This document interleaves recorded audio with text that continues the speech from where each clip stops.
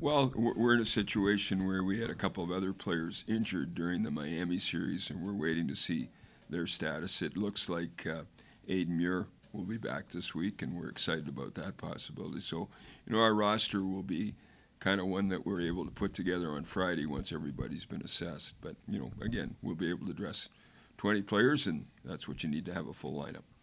With St. Cloud coming in, what do you take from the previous series? Well, obviously, whenever you play St. Cloud, you're playing against a team that runs 4 lines deep in terms of their skill level. They've got a number of quality defensemen that can move the puck. They're going to be missing one of them, Borgen, who's away with the U.S. Olympic team right now, but they'll just plug another good player into that particular spot. Their goaltenders have been outstanding. They've got a real competition going so far. One has played Friday, and the other has played Saturday, and St. Cloud's used to winning on Friday and Saturday, so there is a level of consistency in that game as well. We went up there and played very well. We beat them the first night. It was a 1-goal game. The second night, we worked extremely hard. We had the puck more than we have in other games up at St. Cloud, and that's the way you have to play against them, is you got to make sure you have puck possession, because if they've got it, you're going to be chasing them all night, and they're so good with it that they can make offensive things happen. They've got balanced scoring over 4 lines, good goaltending, solid defense, real good power play. We were able to execute on our power play against them, and that's going to be important as well. So just a really good team, and a very long answer to a short question, but that kind of sums up St. Cloud. They're a pretty darn good team. Adam had asked Ben about where you are in the standings and how that plays a role. Kind of the same question. Do you guys start to look at that stuff now that you've got, 3 series left? Well, I think there's people that are looking with the number of players that we lost early last year and the changeover in our roster that, if people could have foreseen after 18 games that this Bronco hockey team would be in 3rd place in the NCHC, probably a lot of people would have taken that. Bottom line for us, as we talked about it this morning, it simply is a next game attitude, and very cliche, obviously, but that's all we're looking at: win the next game, and whether it's here in the regular season, whether it's in the playoffs, and if we're good enough to qualify for the national tournament, it's just playing that next game in the national tournament as well. So that's the way we're going to look at it. Right now, 3rd place with 6 games. I don't think they give any awards out for that. Is there any awards for being in 3rd place after 18 games? I don't think so. So if there is, let me know. But we're just going to continue to work hard.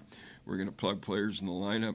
We've had a lot of young players that are gaining a lot of valuable experience, and we expect them to be good young players now. They've played enough games that we're counting on them to get the job done. And if some of our other guys aren't able to go, so be it. We'll just step up and go with what we got. What did you see from your goalies in the bye week? What do you hope to see from them this coming week of practice? Well, our goaltenders faced a lot of shots in practice. Obviously, we had 3 major components that we wanted to look at. First was to give our guys a bit of a mental break. We took a couple of days off, and actually took both Saturday and Sunday off, and last Monday as well. So we hope that the mental focus, the idea, the ability to relax and get away from it for a bit. The other side was to enhance our conditioning levels so that we could give a real strong push in the last 6 regular season games, playoffs, and beyond. And the third thing was to enhance our tactical level as well, to make sure that we reviewed the things that we'll not only use in the game against St. Cloud, but one that puts our team in a good position every night if we follow certain directions. So our goalies saw a lot of shots, had a lot of game-like drills because we didn't play on the weekend, and I thought all of our goaltenders had a good training phase here. You get to play at home for the first time in a long time. How excited are the guys for that? Yeah, we've played 2 games at home since January 9th, and I guess I'm responsible for that because I do the non-conference scheduling. But, with our young team, it was important for us to play a lot of home games at the beginning of the year, not having to deal with the travel stress that comes into play. And, at times we've had 9 freshmen in our lineup. So, it's been obviously a bit trying for us here lately in terms of our travel. But if you look at it, we go to St. Cloud, or we go to Bowling Green, win there. We go to St. Cloud, we split there. We go to Omaha and should have won the Friday night game. And should have doesn't mean anything in sport, but we should have.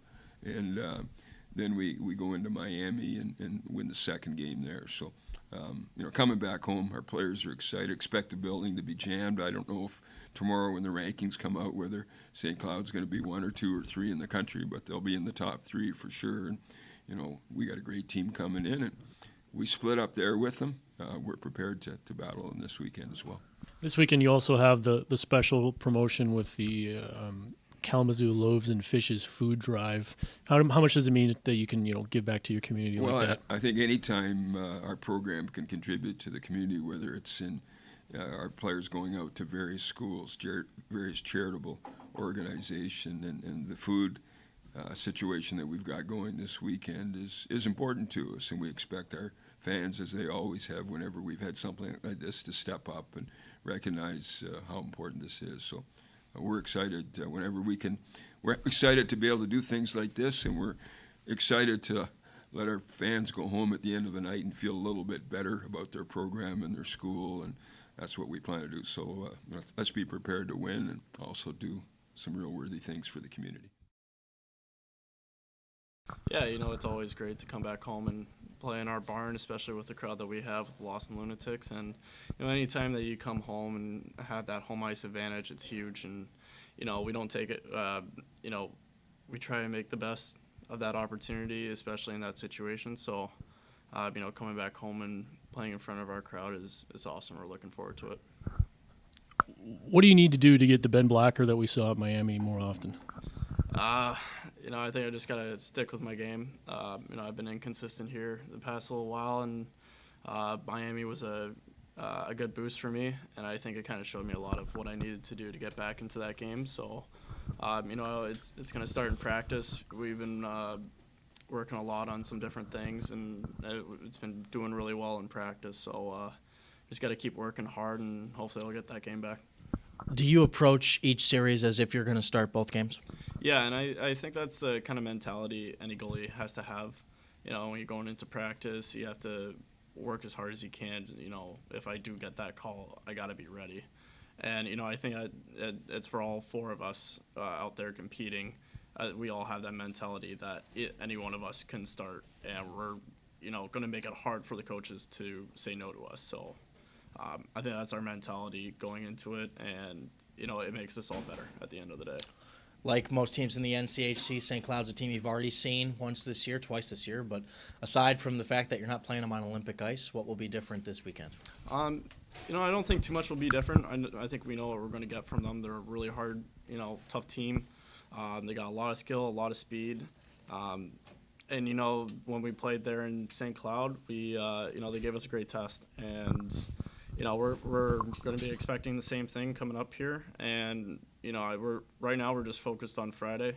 We're going to, play that game, get the win, and move from there. But right now we're working as hard as we can. We're practicing for Friday, and we're going to take that one game at a time. The Broncos are tied for 3rd in the conference right now and in a spot to earn an at-large bid. What do you do to keep yourself from scoreboard watching and looking at the standings?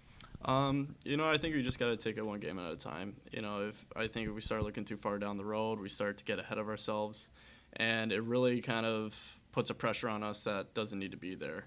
So I think we just have to keep it basic, just work and practice, and, stay even keeled. Don't get too high, don't get too low. Doesn't matter what happens in the standings, what happens to other teams. We gotta, we control the controllables, and we control what we can do, how we approach games, how we approach practice, and what we do. And if we just keep doing that, then I think that's how we kind of keep that pressure off of our shoulders.